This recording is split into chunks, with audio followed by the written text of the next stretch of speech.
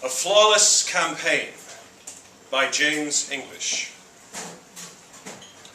The Christmas party was next Saturday, and already the caterers had spent 2 days in consultation, trialing menus and ordering new kitchen equipment. The run-up to the announcement of Mr. Kingsley's campaign for town manager had been flawless. But now their foolish son was threatening to wreck it all. "He'll go to jail for this," Mr. Kingsley said to his wife, who was ashen.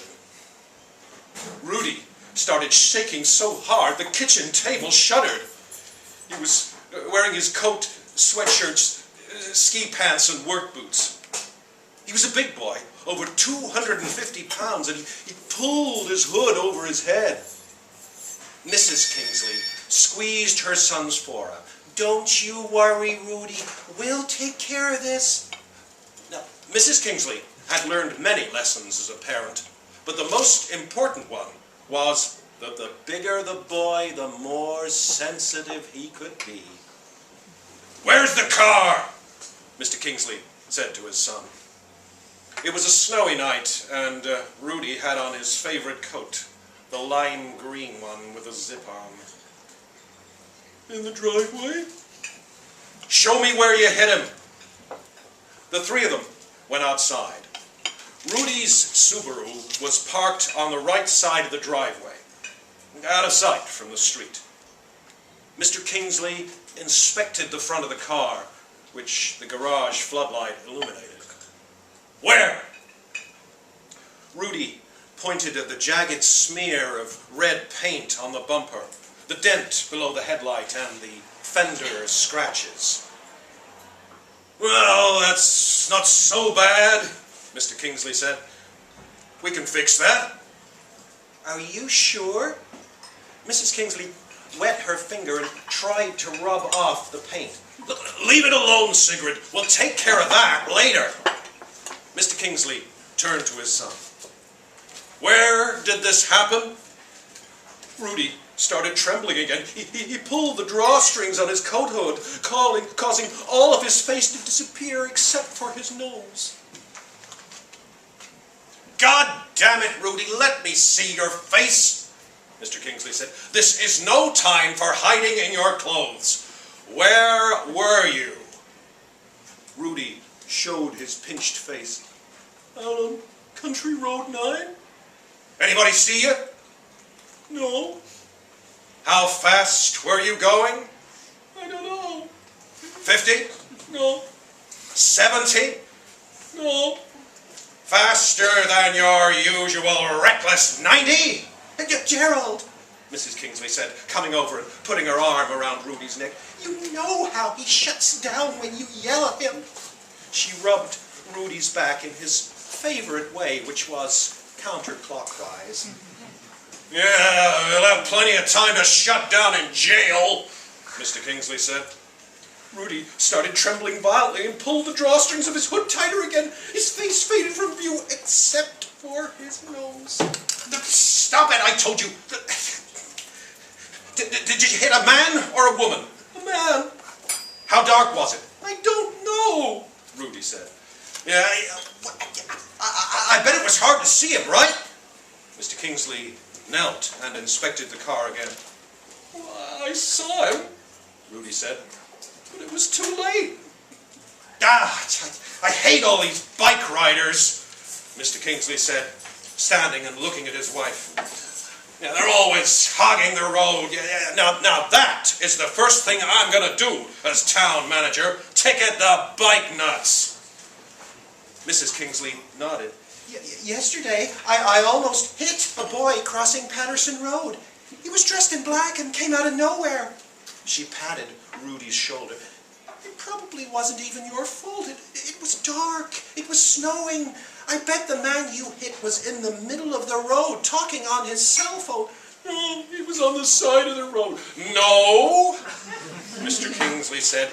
"He was in the middle of the road and not paying any goddamn attention. Repeat after me, Rudy. He was on his cell phone in the middle of the road." Rudy repeated. Was he alone? Yes. How about any reflective clothing?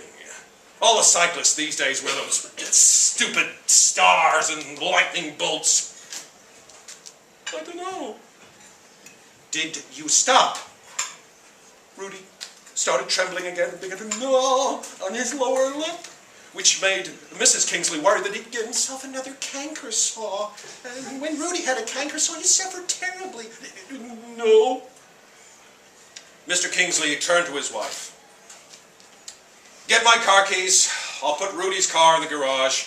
Yeah, and bring 2 flashlights and some latex gloves. Rudy, get in the back seat. And give me your phone. Why? You don't need to talk to anyone now, especially not your busybody girlfriend. The 3 of them drove out on Country Road 9. They passed the empty school Mr. Kingsley said he'd renovate, and the bridge he'd promised to fix 1 month after he got elected. Are we close? Mr. Kingsley said. Yes. Rudy whispered from the back seat. Mr. Kingsley slowed the car, pulled into a snowed-over dirt track, and parked the car 20 yards from the road. What are we doing? Rudy said. We heard there was a great horned owl out on County Road 9, Mr. Kingsley said. Your mother's a bird watcher, remember? Mrs. Kingsley turned and smiled at her son. Yeah, Rudy, didn't I tell you I'm hoping to get my 100th sighting tonight? She squeezed his hand, which was soft and sweaty, and made her remember when she used to walk him into 6th grade and tell the teacher about his stomach aches. The 3 of them got out of the car and started walking in the dark, the parents leading the way with flashlights. Rudy pointed to the right, where there was a narrow shoulder and the land dipped down into a deep gully. I hit him here. He flew into the air and then disappeared down there. Mr. Kingsley inspected the road. Sigrid, do you see any skid marks? She scanned the road. Nothing. Good. Now follow me. He looked at Rudy. You stay here. The husband and wife put on their latex gloves, climbed down into the gully, their flashlight beams slicing through the dark, and came back a few moments later. Just as I thought, Mr. Kingsley said to Rudy. He's dead. Broken neck. Mrs. Kingsley said. Concussion and then probably cerebral hemorrhage, Mr. Kingsley corrected. Didn't you notice the blood coming out of his ear? Oh. Rudy looked as though he were going to fall over. Mrs. Kingsley tried to catch him, but he was so heavy he almost knocked her down. Her latex gloves stuck out from under his armpits. This is not the time for passing out, Rudy, Mr. Kingsley said. Mrs. Kingsley helped Rudy lower himself onto the verge. And just then, they saw car headlights across the small valley, a mile away. They moved slowly and made a pasty glow in the dark. Quick, Sigrid, Mr. Kingsley said. Give me a hand. They climbed down into the gully and came back carrying the bike, cleaned of its dusting of snow. Its front wheel was bent, the brake cables were broken, and underneath the canvas, underneath the seat, a canvas equipment sack hung like a shriveled testicle. Rudy, Mr. Kingsley said, get over there behind that boulder. Sigrid, take my flashlight. Mother and son hid behind the rock while Mr. Kingsley picked up the broken bike and joined them. The car wasn't going fast, so it took forever to climb the hill and come around the corner. And just before it got to the boulder, Mr. Kingsley swung the bike back and, with a grunt, threw it forward in front of the car. It hit the bumper hard, making a harsh clang, and flew down into the ditch. Perfect! Mr. Kingsley said. He smiled at the two of them. And it's a red car. I can't believe our luck. Rudy started shaking again. Stop it! Mr. Kingsley whispered. Secret, get him to stop it! The car slowed down, speeded up, and then came to a jerky stop. The door opened with a creak, and an elderly woman stepped out. Mr. Kingsley appeared from behind the boulder. "Whoa!" he said. "Didn't you see that cyclist?" He shined his light at her. The woman held her hand up against the light. What cyclist? Her voice was high and weak, and she had frizzy white hair, and she wore black pumps. "The man on the bike! You hit him!" Oh, my! The woman said. She clutched her chest. We were out for a walk, looking for a great horned owl, and we saw the whole thing. Mr. Kingsley motioned for his wife and son to come out. "Right?" he said to them. Yeah, didn't you see her hit the cyclist?" Rudy and I tried to wave to you, Mrs. Kingsley said, but it was too late. The woman leaned against her car for support. Oh, Lordy! Rudy started shaking harder, pulled his hood back over his head, and drew the strings, and his face shrank to an oval of wet nose. Stop it! Mrs. Kingsley whispered at her son. "I think he fell into the gully down there," Mr. Kingsley said. "Do you want me to see how he is?" The woman, who was now ashen, nodded. I heard something, but I didn't know what it was. You've got the other flashlight, Mr. Kingsley said to his wife. "Do you mind helping me?" If you insist, Mrs. Kingsley said. While they were gone, Rudy and the old woman looked at each other, even though it was dark between them and there was no moon. Rudy started to speak to the woman 3 times. But after a few words, he kept stopping and hiding his face. What? The woman said. What do you want to say? Below them, the flashlight beam sliced the darkness. The parents emerged from the gully. "I'm so sorry," Mr. Kingsley said. "He's not breathing."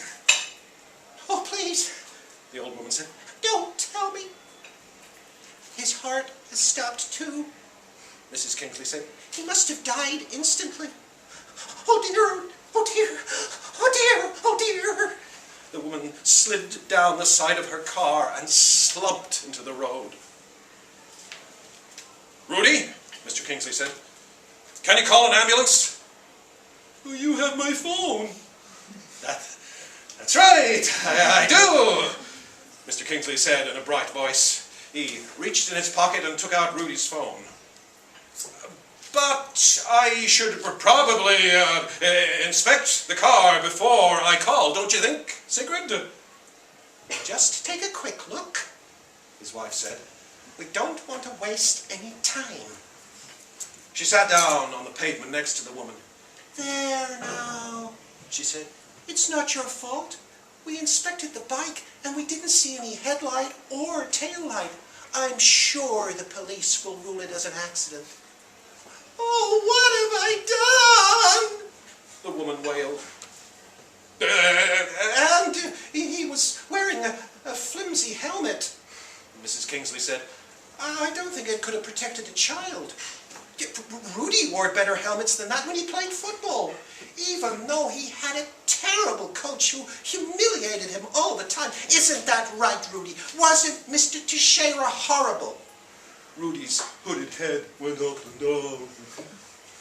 "Teixeira should have been fired," Mr. Kingsley spat out. "That man damaged so many boys." Oh, I just went out to deliver a few jars of my stewed tomatoes. The woman cried. And look what happened. There now, Mrs. Kingsley said, calming down. We all make mistakes. Mr. Kingsley leaned over, inspected the front of his car with his flashlight, and touched the paint. Leave it alone, Gerald, Mrs. Kingsley said. They can take care of that later.